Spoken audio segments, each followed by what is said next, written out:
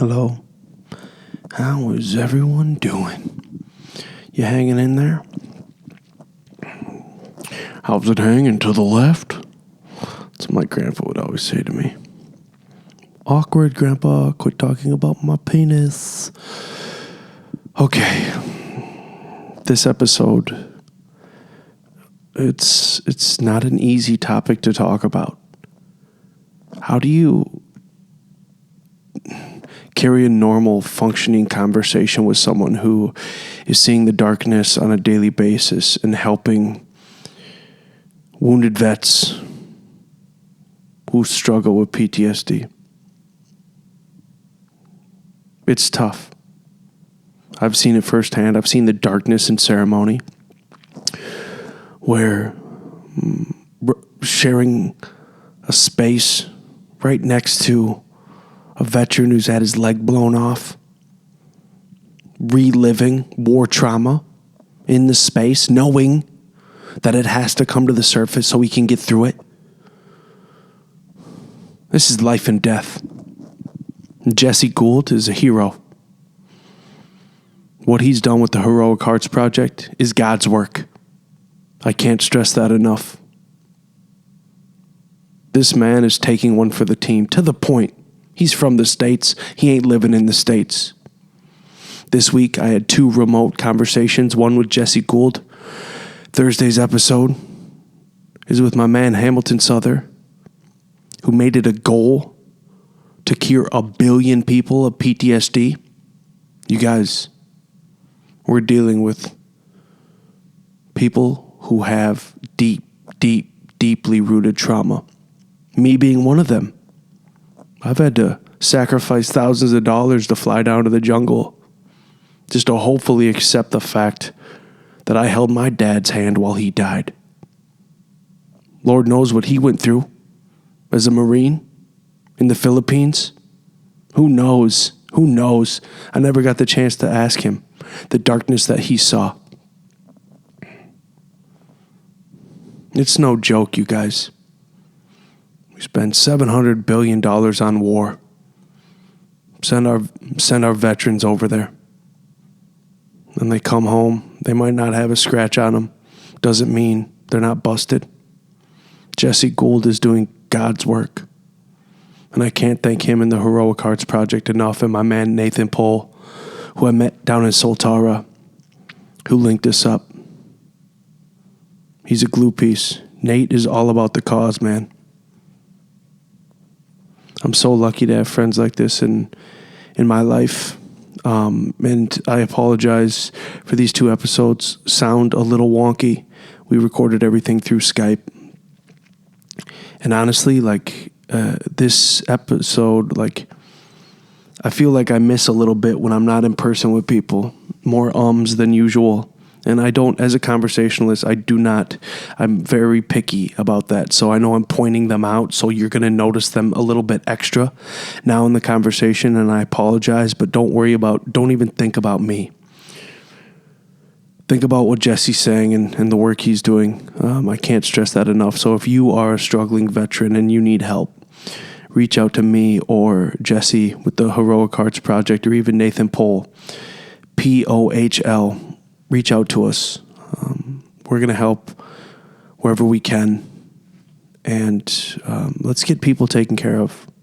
So many people are struggling right now. I can only do so much. But facilitating conversation is a start. So with that being said, I would like to thank Heroic Hearts Project, Soltara Retreat Center for this episode. Thank you so much. Enjoy the show. I'm gonna be high as a fucking man.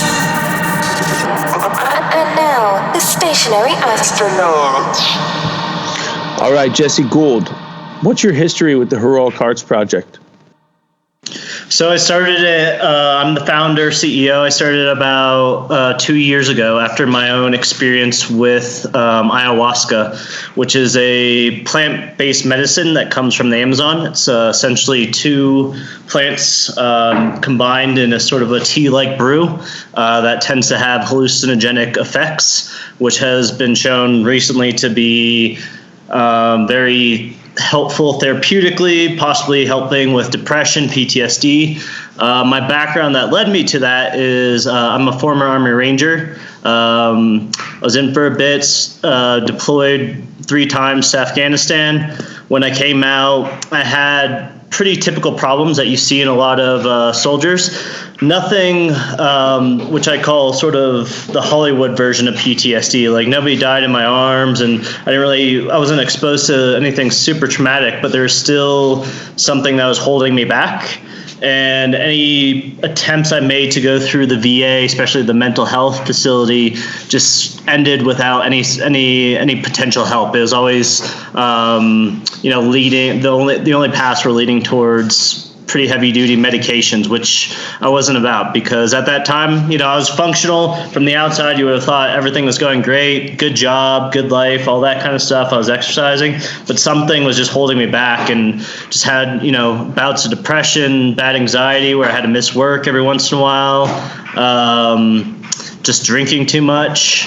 And the traditional means of therapy just weren't sufficient to help that. And so, I had to take it upon myself to research what was going on, what were the possible solutions. And you see that with a lot of veteran communities, which should be an embarrassment to the Veteran Affairs Department. And so, I found out that because I was a mortarman, I was exposed to a lot of concussive force, and just through explosions, like door breaches, airborne jumps, all through Ranger, that just leads to a lot of sort of damage to your brain, and they call it traumatic brain injury, TBI, which tends to have very similar effects as PTSD in terms of because it affects your brain's ability to produce certain hormones. Again, the VA never told me any of this, and I heard about ayahuasca through some podcast, and at first it wasn't interesting to me at all because I wasn't about psychedelics. I kind of had the same stigma as many Americans do, where I just thought it was sort of this escapism, not real world kind of stuff. But for some reason it planted a seed in my head, and everything kind of came to a head one day, and I was just like, all right, I need to try this. This seems different.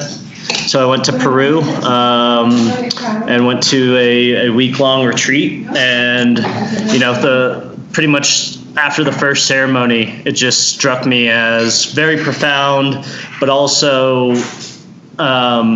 it was extremely obvious that there's therapeutic potential, that there's something more there, and it wasn't just an escapism sort of aspect. And it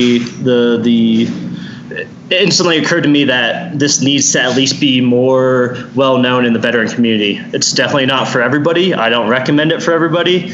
But for some people, they can find a lot of healing and a lot of help through it if they do it correctly, responsibly, and work on their problems before and afterwards. So what other alternative routes did you exhaust prior to going down to the jungle and drinking ayahuasca? So like I said, I went to the VA, and they set me up with a caseworker. Mm-hmm. And so initially I went there, like I said, everything was generally pretty good, but just still had issues. And so I wanted to at least get set up with a therapist. So I was like, all right, well, if I'm having this, maybe I can talk to somebody and it can make me a little bit better situated in my life, less depressed. So I went to the caseworker. I said everything I was doing to improve my life, which was, meditation periodically, a journal, actively exercise, had a good social network, was trying to do hobbies, all sorts of stuff. And the caseworker just looked at me and handed me this sheet of paper that said, well, I don't know what to tell you. You're pretty much doing everything that we suggest to veterans. And so the sheet of paper essentially said all this sort of stuff. And she's like, just so you know, we could potentially get you to see a therapist down the line, but it's generally reserved for more severe cases. They're very they don't have enough therapists per veterans. She's like, and generally, because I already told her that I wasn't interested in medication. And so she said, generally, that's sort of the path, therapy along with medication. And so she offered I could potentially do that, but I didn't want to take up the time of other veterans that needed it more than I did. And she said I could do group sessions, but she said even that was extremely severe cases and people in my case. And so then I was just kind of like, all right, well, there's no help here. And so I looked in, and pretty much the only other solution I was using was alcohol, which is a good solution. But at that time, it seemed preferable to SSRIs, that sort of stuff. So, yeah, I mean, I tried all the healthy lifestyles. And like I said, on the outside surface, I should have the stereotypical happy life. But there's something off. And the traditional solutions aren't equipped to handle that. So you didn't take any pills at all? No.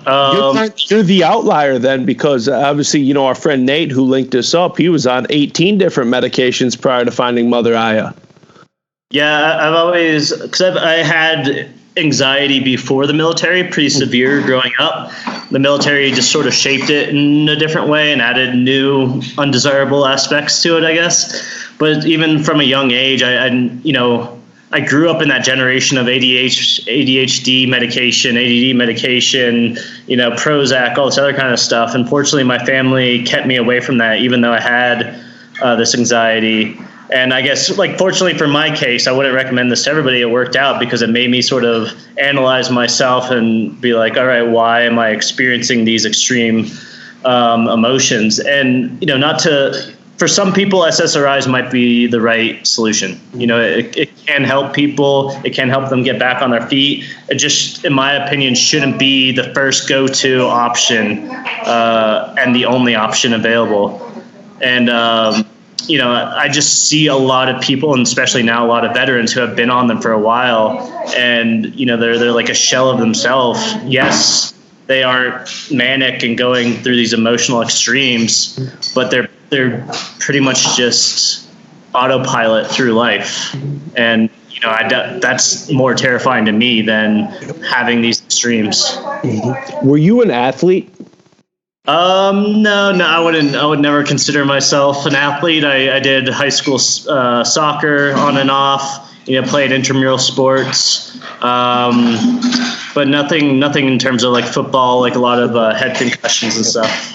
What was your calling to get into the military? It was just really, at the end of the day, it was intuition. It was just I graduated from college with a degree in economics.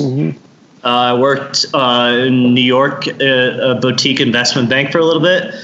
And, I always had this sort of respect for people who went into the military, especially when they didn't have to. And, I always appreciate that aspect of working towards something greater than yourself. And for some reason at that age, I just had this intuition that it was something that I needed. There's something at the end of that path that I needed to better develop myself and challenge myself. Unfortunately, I found that through the military, and that's also what pushed me to Ranger, because in my mind was that if I was going to do this, I wanted to be surrounded by the best. Yep. And through it, I found, physical challenge, mental challenge that you would never find anywhere else. And just being put in all these stressful situations, it really makes you question yourself in a lot of different ways, and it really strengthens yourself and builds confidence. And I guess it kind of served as that coming of age, that ritualistic becoming a man sort of thing that I think our society really, really lacks. How many years did you serve? About 4.5. Okay. Yeah. And you saw combat, but you didn't really have to.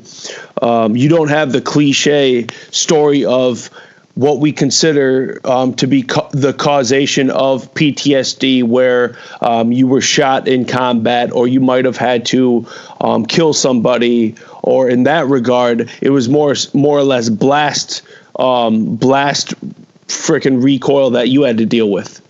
Yeah, that's correct. There's a lot of situations that I was in very extreme environments and, dangerous environments, but fortunately, I avoided a lot of the very traumatic things that you see more popularized by media. But I mean, and that's the problem that a lot of veterans have, is because the phrase PTSD has been looped into this very, like I say, Hollywood-esque storyline. A lot of veterans who are still suffering from things afterwards don't want to associate with the stigmas or associate with the narrative of PTSD, because they're like, oh, nothing really bad happened to me, but I'm still having. And so it's hard for a lot of veterans, because when I approach them, they're like, oh, well, I don't think I have PTSD. Yeah, I'm like depressed and have anxiety, but I don't, there's nothing necessarily wrong. A common theme I hear from my veteran friends is it's not that something overly traumatic happened while you were surfing. It was the constant fear of the unknown, where you're vibrating at a high level because your adrenaline is just forced to go, because you don't know if you're going to see another day, because anything can happen. And then you have to come back to normal life. Yeah, I mean, that's definitely a big aspect. I feel like, however, I'm predisposed, those high intense, like once I get exposed to it, I can kind of calm down. So I don't know if I was extremely susceptible to that, but certain instances like Ranger School, where you're out there for months just with very little sleep, very little food, all sorts of other kind of stuff, just a heightened stress situation on all aspects of your body for a long period of time. Of course, it's going to change certain aspects of your body. And you can even see that, like, no matter what, through the military, your sleep patterns change, your response to stresses, your awareness of certain things. And so that, for a lot of people, that's a very hard aspect, because, the way the brain works is, if there's constantly stress, then you're constantly firing on those neurons, and then they just get coded and coded. So for people, when they get out, that it's hard for them to like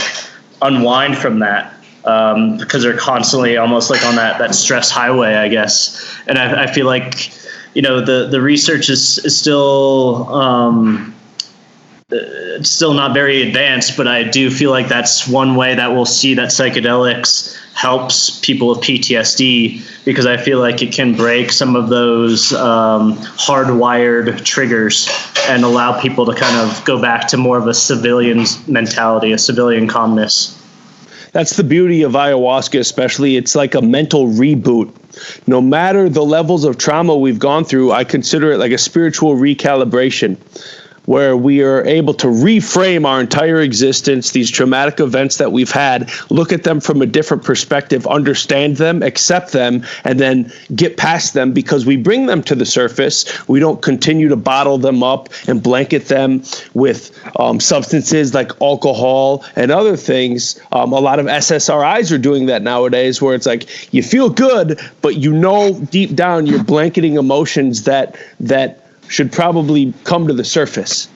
Right. Yeah. And then just on a physical level, like I said, I do think there's like a theory, I think it's by Carhart Harris, where he thinks that psychedelics kind of bring more disorder into a brain. And so if you have a good foundation, you have stability, this disorder is good, because it kind of mixes things up and it can break some hard set patterns. And so, like addicts, or even, like I said, with PTSD, if you can break those patterns that you get caught in, then it allows you to form new patterns. And so that's why the integration after you get back is now viewed as almost more important than the ayahuasca itself, because it can give you almost like a clean slate, ayahuasca can, but you still have to reinforce the good patterns. You have to make the conscious effort of not going to the bar, not partying with those same group of friends, making better choices, because otherwise, if you go right back, you're going to hard code those same bad choices. You're going to find yourself in the same bad situation once again. And that's sort of the hard part that we deal with at Heroic Hearts Project.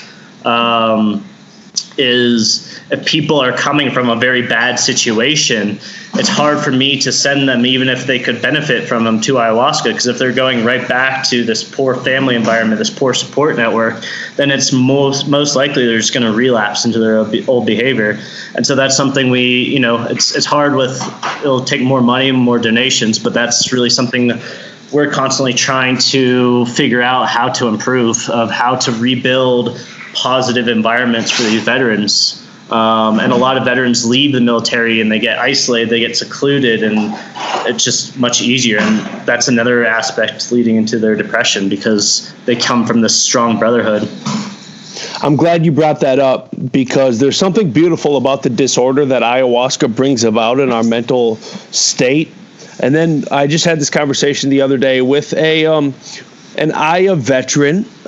He would always come back to his disorder in his daily life, and then he would blame the medicine. All the while, he wasn't putting the steps. He wasn't putting his best step forward to actually change his existence back home.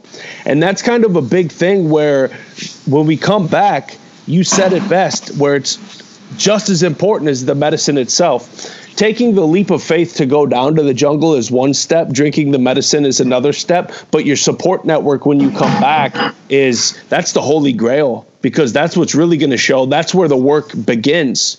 And oftentimes we think that it's just a magic pill, but that's not the case, man. You can come back, and if you don't have the pieces put in place to actually hit the ground running, then we find ourselves going back to the bar, surrounding ourselves with the same spiritual vampires that we were trying to escape when we went down in the first place. Yeah, and then that's exactly what you're seeing, with like MAP studies with MDMA, and they're having these great results with MDMA helping PTSD. It's not that the MDMA itself is necessarily magical, but in a therapeutic setting, it can break down walls, it can build trust with the therapist, which normally takes years, if not decades, to build from a patient with a lot of trauma. But the MDMA kind of creates this path to get there directly, but you still have to have the therapeutic aspect around it. And so that's the biggest tragedy around prohibition and scheduling all these drugs in such a restrictive manner, because it prevents us from developing standardized therapeutic measures around the psychedelics. And so, a lot of people have been doing this underground or in different countries, which just add all these logistical barriers to really healing people. And that's the terrible thing about it is we're perceived, if we take these kind of trips, we're perceived as, we get blacklisted, we get labeled. All the while, I personally think we need regulation, and that comes from ending prohibition, ending the war on drugs, so we can have medical settings, clinical settings that are actually taking care of this, where we don't have to go to the black market to even smoke the toad or to get MDMA. I would much prefer that it's in a controlled setting where we can actually work with medical professionals and therapists who can actually see to it that the setting is on point. Well, and what we've seen from, over 100 years of the war on drugs and various prohibitions, that prohibition just actually makes these substances more dangerous, because people will still use them. They'll still engage in this behavior no matter what you do, but they're going to do it without the same knowledge, without facts, without the support system. And then that's when you get to these dangerous situations that everybody's afraid of. And then that leads me, that's one of the missions of Heroic Hearts Project, which I founded after my own experience. So the first primary mission is we connect military veterans who have tried other therapies through the VA, who have tried many other stuff, and they've just come to the realization that possibly plant-based medicines is the path for them. So they come to us, and we try, if this is for them, we try to, almost do like a harm reduction kind of thing. connect them to retreats that do it responsibly, that have a reintegration and therapeutic aspect to it. We help them out logistically if they're going to Peru or Costa Rica or a country they're not used to. Sometimes when we're able to, based off donations, we help them out financially, just because a lot of them from a severe PTSD setting are, have a lot of financial problems. And then we provide them coaching. So preparation coaching and then integration coaching, just having somebody that understands plant medicines that can walk them through when they get back home. Because a lot of times when you get back home, it opens up some wounds, and so you can still experience depression, anxiety, and so it helps to have a coach to walk you through, help you analyze, help you explore these feelings in a safer environment, not just leave you alone.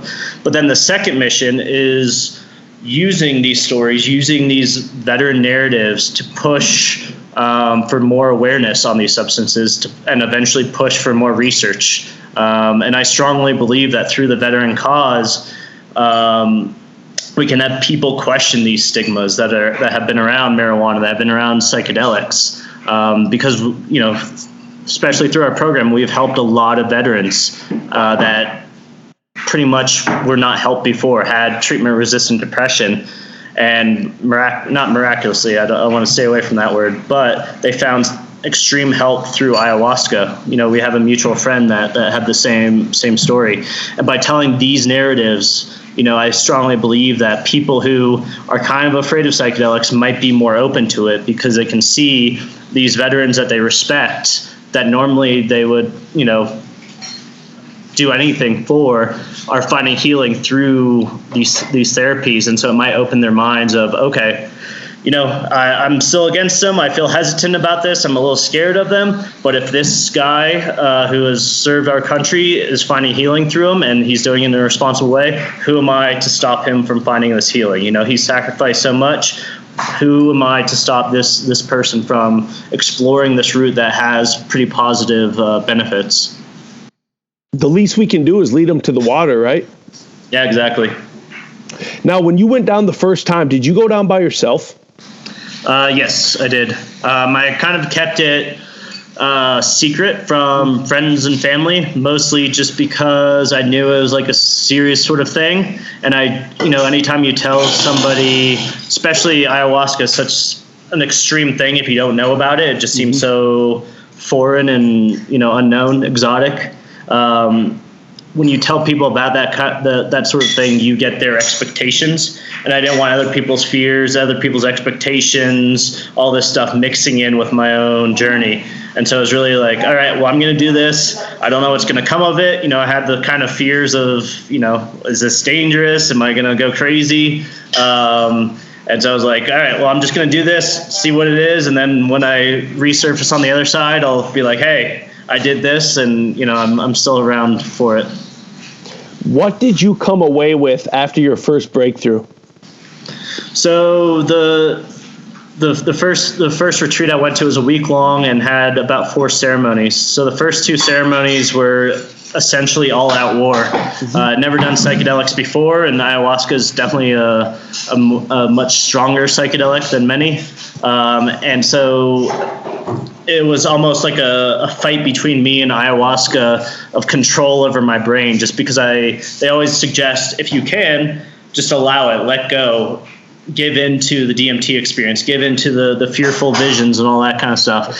But for me, this altered state was such a hard thing to contend with, and I was just grabbing on. And so it led to me like just constantly moving, sweating, puking the whole time. And, I thought I was going to be on the cusp of insanity at a few times, but I just kept pushing, and eventually it almost reached out its hand. Ayahuasca reached out its hand in almost like a hallucinogenic vision, and it pulled me into this calmer setting where all of a sudden, my whole body changed, where it was just all of a sudden this cool breeze. I stopped sweating, I stopped freaking out, and I was just able to chill and just almost enjoy the ride. And so that, was the biggest sort of thing, just because it was this relinquish of control, which you can incorporate in the rest of your life. And then the final 2 is really just sort of enjoy that victory that I got to, and really just patience, just because at that time I had quit my job and I was trying to figure out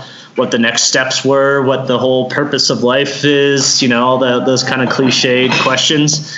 And it just sort of told me, just be patient. The whole point of life is that you don't know what's next. If you did, you just become bored and depressed again.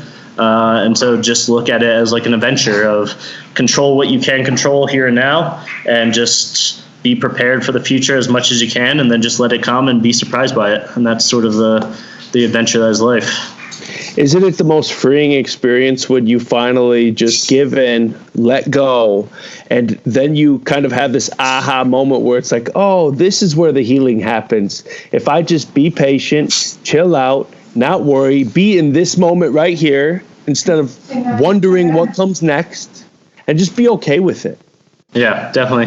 Yeah, it's very, and like I said, like I felt it physically on my body of getting to that mode was like a cool breeze. And so even if I still have anxiety, I almost have to think back to that cool breeze, and it instantly rids like the anxiety from whatever I'm experiencing. Isn't it cool when when that happens and we connect with everyone else in the room, and it's like on a whole different wavelength? It's like, oh my gosh, I was meant to be here at this moment in time with these same people in this setting, just so I can experience this, whatever this is.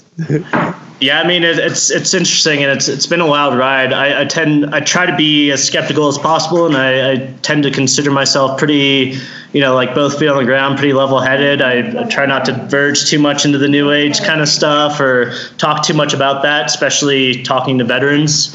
But there's just, through my experience with ayahuasca, there's been some pretty amazing things that you can't easily write off as just coincidence, and it's especially interested in ayahuasca when you're in a room and everybody's having a really bad experience at the same time, and then you'll talk to like the shaman independently, and he'll just say, yeah, he himself experienced some like negative energy or whatever. Again, I try to avoid talking too much into that realm. But it is interesting. You just constantly see that kind of stuff. You constantly see just whatever forces aligning for things to work out in a very interesting and awesome way. It's so cool because it's as much as it is a personal experience for just us in the mat. It's kind of got this hive mentality to it where if I've been on 4 retreats now and not one night, let alone a week, was the same ever. And I'm sure you had that experience as well, where it was like, well, what could possibly happen tomorrow? I couldn't even fathom. So then I started leaving all my expectations back in the United States, because obviously my first year, I think it's going to be like a mushroom trip, or it's going to be, and obviously you didn't have those experiences prior to going, but I was trying to comparatively navigate through it. And then when you had that first breakthrough, and mine took till my third night, it was a 5 ceremony week. My third night, I completely broke through, and the shaman saw to it that I was going to break through. It was almost like when I broke through, this level of stress that was weighing on the room opened up as well, and it was released. And I now feel that when I see, there was one Navy SEAL who was on there with us this past year, and he was having such a hard time his first week. And then once he relinquished control his third night, it was almost like this weight was lifted off of the room, because we're in it together, no matter how personal it is. Right. Yeah, and it goes to show, like, with how our brotherhood is, whether we played sports, whether we were in the military, there's this brotherhood that we all are embarking on. That is kind of, it's unwritten. As much as we talk about it and how connected we are with our brothers and how much connection we have to them when we come back to the States, there is this unwritten, like, to the point, I don't know how woo-woo you want to get with it, but have you ever dreamt of somebody or thought of somebody and then they called you, or right. vice versa? Right. Or you got a gut feeling that you should call this friend, you don't call that friend, and then you find out a week later they got in a gnarly car accident. Just things like that happen where, like, on a different realm, the universe is working through us. as opposed to we think we're in control. All the while, when we let go, these positive things start happening in our life. When we make these spiritual gains, we give up on the drinking, we start eating healthier, we go to the gym every single day and get a sweat in. All of a sudden, the universe starts rewarding us because we are starting things like the Heroic Hearts Project. We are helping out unconditionally. You know what I'm saying? And then good things start happening in Jesse's life.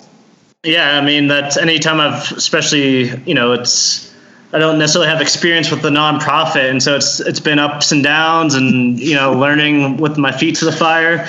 But anytime I've tried to control certain elements, it's generally just been like slamming my head against a brick wall. But anytime I just let it be the way it will and just give into it, the same as with the ayahuasca, that's when all of a sudden out of nowhere somebody emails me about doing an interview or some sort of connection, or all of a sudden I have this donation. And it's always, once I just allow and get into that sort of state of accepting, then that's when generally the good things happen. And even after I left that first retreat, I continued to travel in South America and went to Colombia, which is where I'm talking to you from right now. And just in Medellin, I met two people who ended up helping me found it from different walks of life. One from Canada, one from the U.S., who's also a veteran. Both experienced with ayahuasca, and just happened to meet them in just very random situations. And they've both been very, essential to the forming of this foundation. You answered my question, because I was going to ask you, what was your first aha moment with the Heroic Hearts Project? And it sounds like just that fateful instance where you met the two perfect people that helped you found this operation down in a foreign land. Yeah. Yeah, and then it's just throughout the operations of this, I always constantly contact people if I have the ability to send them to a retreat or connect them if they've reached out. And sometimes it just doesn't work. Like, no matter how hard we try, just some people really want to go, but then just all these things come in the way, and maybe they can go later on. But then other times I'll reach out to somebody and they're just like, oh, I was just thinking about you. I was just about to write to you again. This is like this is a perfect time in my life. And then everything falls into play seamlessly. And it was like I said, like, sometimes it really just seems like slamming your head against a wall and it's like, why is nothing working? And generally those times you just kind of have to take a step back, take a deep breath. I'm just like, okay, if this isn't working, maybe this is not the avenue to pursue. Maybe there's some other way around this wall. To this day, how many veterans would you say you've helped out? In terms of directly with like financial scholarships, about 15. Okay. We're gearing to have a big year this year. So in May, we're sending 9 additional. 2 are just getting back now. We're going to send a few more throughout the year. So this year we're probably going to over more than double our numbers. In terms of, a lot of people now come to me, they can financially support themselves, or they're just looking for advice. So that's, maybe 24 more at the very least. Yep. And with all of them, I try to follow up and, like I said, just make sure that they use it responsibly, but then also go into it willing to work for their therapy. And so it's always a work in progress, trying to figure out who will get the most out of the therapy. But, we have some things in play to sort of vet out the veterans we think will get the most out. And so, one of the things we've kind of developed in our program is we prefer to send people that will at least meet us part of the way in terms of financing their trip. Initially, we fully funded them, which is very expensive. Yeah.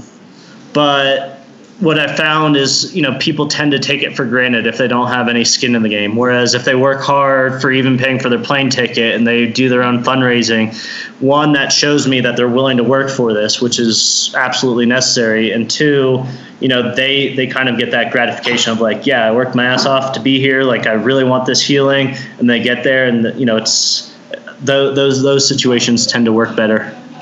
Do you consider yourself curating kind of like a side shoot of the military brotherhood?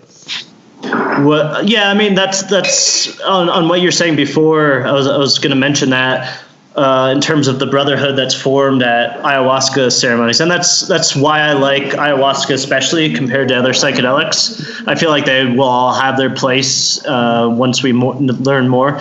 But ayahuasca, you're going to this remote area, you're all there generally for like a week, and you just form these very strong relationships, even if they're strangers or even if you don't have commonality. At the end of it, it feels like you've known them for years, and you generally keep up. Like even that first retreat I went to, I'm still on a WhatsApp group with the majority of them, just send random messages. And I kind of mentioned this a little bit before, is one of the problems facing military outside of trauma that they're actually exposed to is they leave the military, which is this extreme brotherhood. You always have somebody to go out, hang out with. You're always surrounded by people. You form these relationships under the most extreme stressful environment. So a lot of people form these relationships stronger than family. And you have this like sense of purpose. All of that goes away once you leave the military, and people just sort of spread out. And veterans, especially the ones that are struggling with stuff, tend to isolate themselves. And so they lose this brotherhood. They lose this sense of purpose. Organizations that used to address this are no longer that popular, like the VFW, American Legion. Modern generation vets really don't go there. There's a variety of reasons for that, but we just don't have that same sort of club to get together, share war stories, or just kind of hang out, help each other through this sort of stuff. So, and I think that's kind of a offshoot of the population in general. With all the social media, we tend to be more and more isolated because we can do these superficial contacts through Facebook and that sort of stuff. So, a long answer to your short question is going to these ayahuasca retreats can almost help them reform this brotherhood with civilians. But then if we send groups, we try to send at least a small group of veterans. And so they reform this under a new stress, and that's ayahuasca. So not only do they have the commonality of the veteran history, but now they have this, very unique experience in the jungle that hopefully leads to their healing. Does the Heroic Hearts Project play a role in veterans' lives that doesn't involve anything to do with plant medicine? I follow up with them afterwards. We're still a pretty young organization, and so I'd like to add more things to our program. And there's a lot of veteran nonprofits out there, fortunately. And so, down the line, I'd like to partner or have agreements with certain organizations. So afterwards, maybe they go on a group hike with other veterans in their area, or go on, adventure trips with other veterans. Yep. So, I mean, that's always in the works. Other than that, since it's still small, I or other people that work with me, follow up personally. I'm like, oh, how's your life going? What has this led you to? Are you happy? Do you need other help? That kind of stuff. So your education background's in economics. Yeah. And here you are pushing your true calling agenda. Yeah, I guess. Because I took all my economics classes, I took all my business classes, all my accounting classes. Like, that's what I was supposed to be doing as well. You can't go to college to be a glue piece, which in a sense is what you are. You're a glue piece to help, to right. Actual help. And this is something, do you find yourself living your purpose every day? I try not to go too far into that. I don't know. I'm always like self-questioning. I'm always like, am I doing good? Who's watching? And I think that's good. It's bad sometimes because I put myself under too much stress, but I'm always sort of questioning. But yeah, I mean, side-by-side comparison of my life versus what it was when I went to the VA mental health clinic, and it's, night and day. Just able to live much healthier mentally, physically. I don't have to push myself to like stay fit just for the sake of like the health benefits. Like my personal relationship, been, dating this girl here for long, and it's a very healthy relationship. So, I mean, all that indicates, yes, it's obviously like the best path. For me, I'm always hesitant just because this is a very serious sort of thing that we're working with, right? We're dealing with people's mental health. And I do trust a lot in ayahuasca, but there's a lot of unknown variables still with it. And so I'm always trying to analyze, are we doing the best job for every person we send? How can we improve? Because the last thing I want to do is cause more harm in anybody. The last thing I want to do is anything seriously that I can't, or cause something negative in somebody's life that I can't take back afterwards. Yes. And so that's always the hard part about this.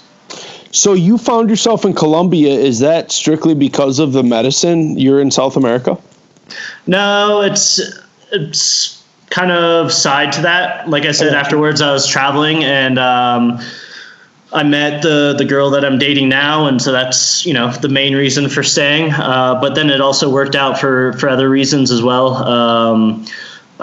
Colombia is beautiful. I really like the culture, the country, and the cost of living is lower, so it allows me to spend the majority of my time on this foundation. And there's so many moving pieces to it. I wouldn't be able, it needs me to devote full attention to it. In the U.S., it's just so expensive to live now. Even if you have a good job, it's still very hard to, put away money at the end of the day. So had I been living in the U.S., at most I'd be able to give this only part-time attention. And I just don't think it'd be in the state the state it is right now if that were the case. The power of the internet, brother. Yeah, exactly.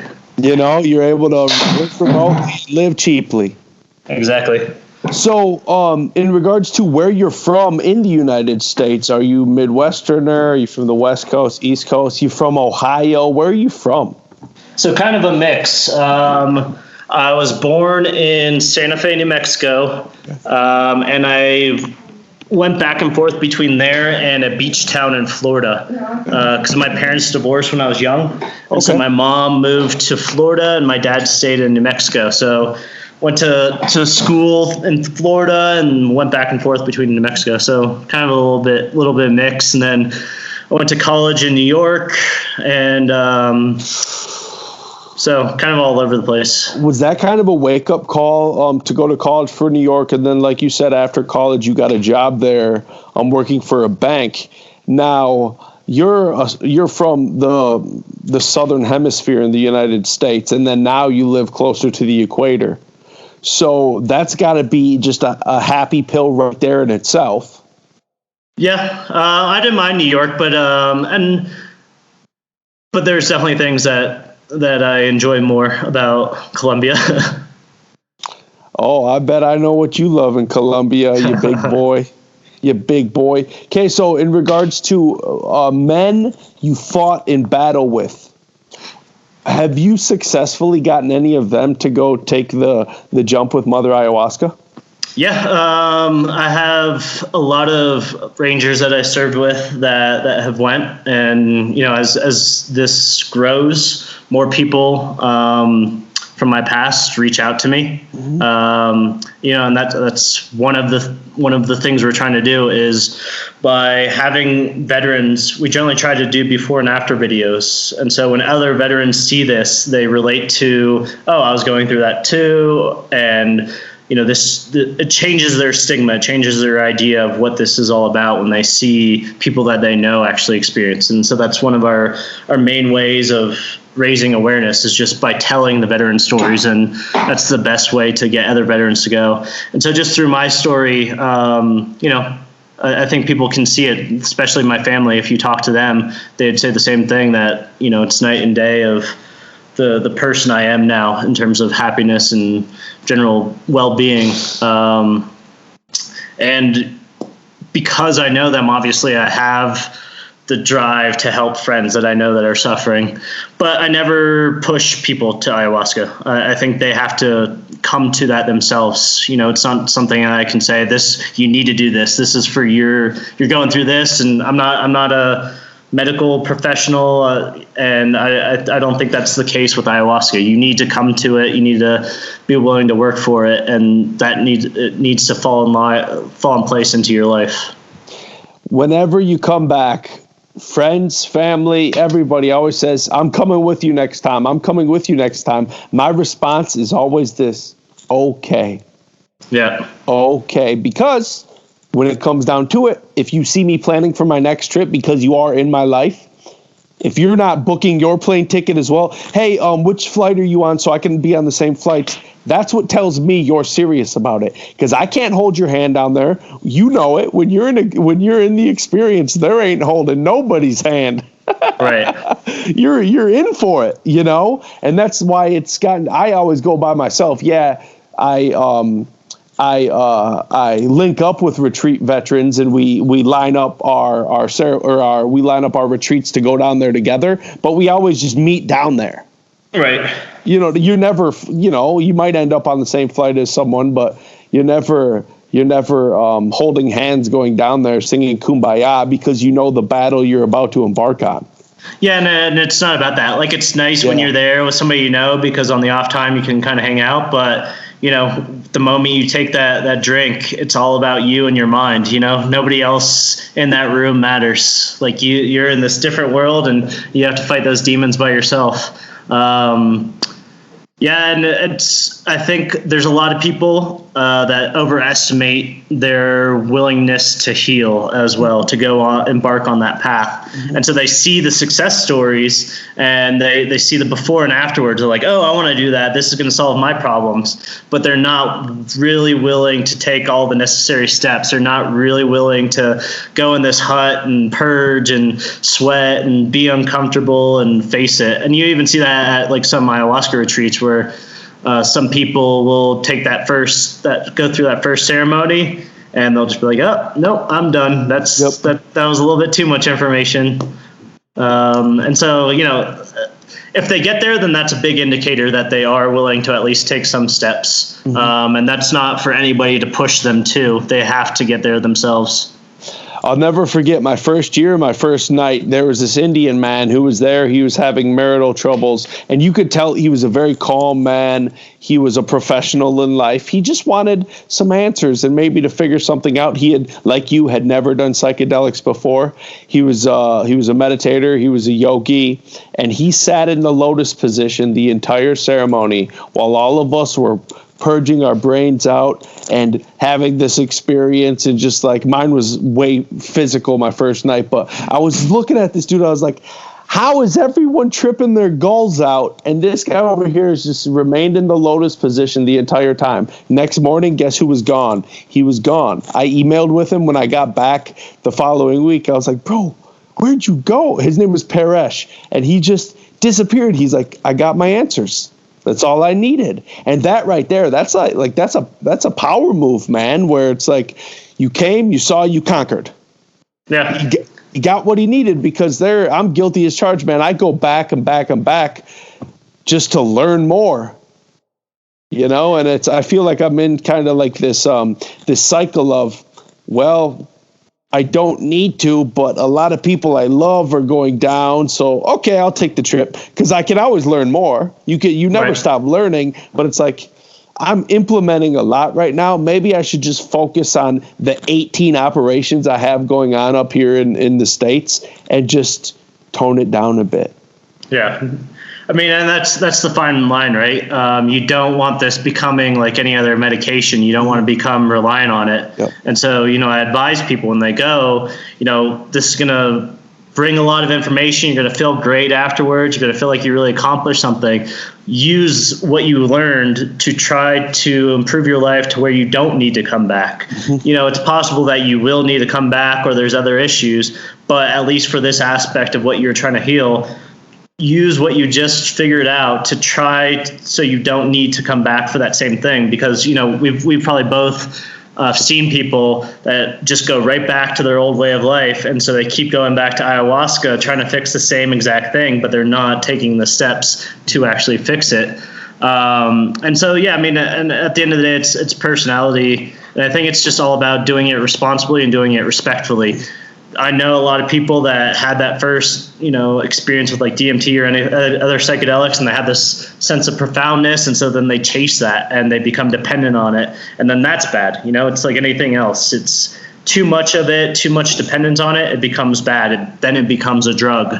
But if you use it responsibly, or just as sort of like a refresher, or reset yourself after a few years, there's nothing wrong with that. I don't believe personally. Yeah, that's where I've kind of found my honey hole is once a year. Once a year, go down for a week. This year I went for 2 weeks to hold interviews and create content, but go down once a year. Nice little spiritual recalibration. People know us as the stationary astronauts, so they think, oh, they eat magic mushrooms every week. No, magic mushrooms, just like ayahuasca, I am afraid of them because I respect them. Right. So there is this fear complex, and my favorite shamans have told me in the groups where it's like, you are probably a sociopath if you go into ceremony without anxiety, without fear. Like, it's normal. Right. You are about to embark on the most influential experience to date in your life. Right. I think there's some famous quote of Mike Tyson. I don't know it specifically, but it was like somebody that asked him, like, "Aren't you afraid of going in the ring?" And he pretty much said, like, the fear is necessary. Like, the fear shows that I'm ready for this fight. If I wasn't afraid, that's when I would actually be freaking out because something would be wrong. Yeah, and even the best athletes, they hide it. Michael Jordan, you can't tell me Michael Jordan going into a game 7, game 6, didn't feel it in his gut that, right. He's about to go to battle. Yeah, I mean, that's always the behind the scenes you don't see. All the comedians, they have their own sort of thing. Some comedians still throw up to this day, even if they're, super popular. And you see that with athletes it's... I always go into the ceremony apprehensive, not scared, but apprehensive. And that, I feel like, shows respect for the process itself and what you might discover. Respect is the key word, man. And that's kind of why I bring this up now and again, this conversation I had with the author Graham Hancock. Mm-hmm. And he was talking about, I was up seeing him speak at the University of Minnesota, and we were able to talk prior and after. And he was talking about how the United States needs more ayahuasca. But he talked about it in the sense of ayahuasca being readily available up here in the States. I think respect comes from going to the motherland of where it naturally grows and working with true native professionals, and obviously some gringo professionals, but true professionals who can implement it in your life and serve it in a way where it's not a party drug. And I think right. That's very dangerous as it starts infiltrating our airwaves. Kentucky ayahuasca, Chelsea lately going down drinking it, where it's like they're kind of mainstreaming it, which is kind of anti-respect in my eyes. It's almost like part of the journey is reading the book Out of Fate, DMT, A Spirit Molecule, or finding your way, getting your calling. Yeah, I mean, and that's part of where my own apprehension comes from, because it's a double-edged sword of my organization becoming better at what it does and becoming getting more media and press. One, it will help more veterans. It'll enlighten them that this is an ability, or this is a tool for them that they could potentially use. Mm-hmm. But on the other side, it does that same popularization, which has negative consequences. And so, I struggle with that as well. But on one side, I feel like the people who are pushing it responsibly and who are in it early at this stage, it's important that they have a voice, because no matter what, I feel like it's inevitable that this will explode in popularity in the U.S. and around the world. And so when it does, there needs to be the people leading this that still respect the indigenous culture and focus on the sustainability and focus on all the good aspects of it, all the aspects of it, and drive the ship in an appropriate way. Just because there's a lot of history in the past of things getting popular and then all the bad things that follow along with it. And so it's going to happen in terms of popularity. I have very little doubt of that. And so now it's just sort of controlling the aspects that we can control. But you even see that with, I forget what his name, he was like the first Westerner to rediscover mushrooms in Mexico. And then, started popularizing it and all that other kind of stuff. And then after that, just turned the town into like this tourist town. A lot of the shamans turned into just, wanting money and turning into economics. And you see that a lot with ayahuasca too. And so it's really important right now to just have the voices that are responsibly doing it at the front. And so I'm not saying I'm one of those voices, but at least in our little niche, I can do my part to, try to push forward the conversation in the best way possible. That's the gnarly thing. When you start working with multiple retreat centers, you kind of see and experience how dog eat dog it is, where it's still an economic engine for them. There are a lot of jobs that come out of ayahuasca retreat centers.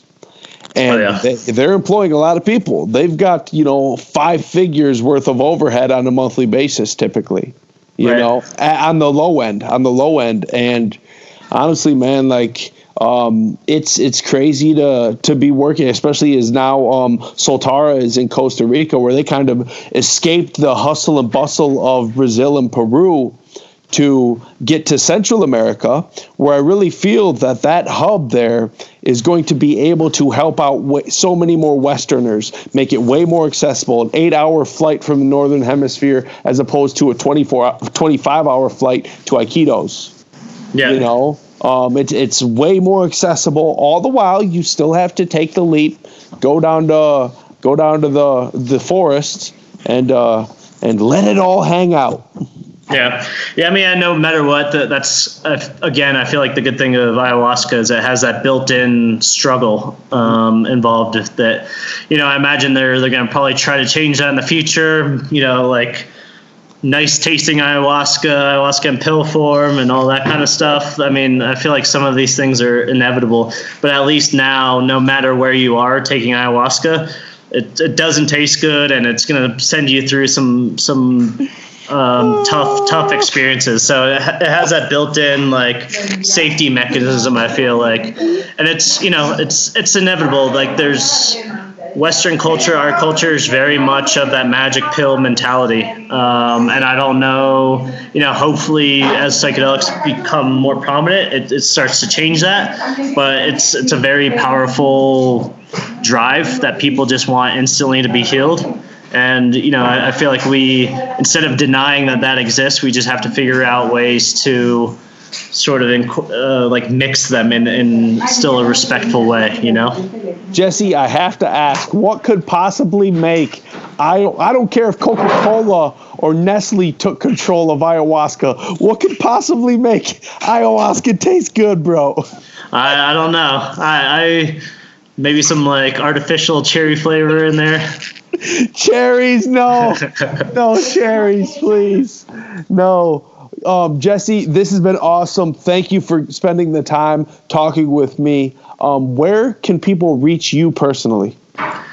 So you can reach out to the Heroic Hearts Project. The website is heroicheartsproject.org. We're also on all social medias. Essentially just search Heroic Hearts Project, Instagram, Twitter, Facebook. We have a Patreon. Like I said, our ability to send veterans to these retreats and help them out and support them afterwards is directly dependent on donations. All 100% of donations go directly to veterans. I don't take any salary from this. I don't use any of the money for expenses. It all goes to directly sending the vets to these retreats. So, if any of your listeners want to help us out with this, you can donate through the website, and it's much appreciated, and just helping us help more veterans who really need it right now. Man, I know I can already think of about 4 veterans off the top of my head right now that are probably going to eat this up. Honestly, the work you're doing is heroic, and it's something where, look at you, man. You defend our country, and now you're defending the men and women that defend our country, and that's should be commended. And I want to thank you so much. Hey, Nick, thank you so much for talking with me, and thank you for giving us the platform to help spread this message. We're friends on Facebook now, man. You're stuck with me forever, bro. Can poke you every once in a while. Yo, no pokes, bro. No pokes. All right, Okay, brother, we will talk soon. Yeah, definitely. Thank you so much. Take care. Bye.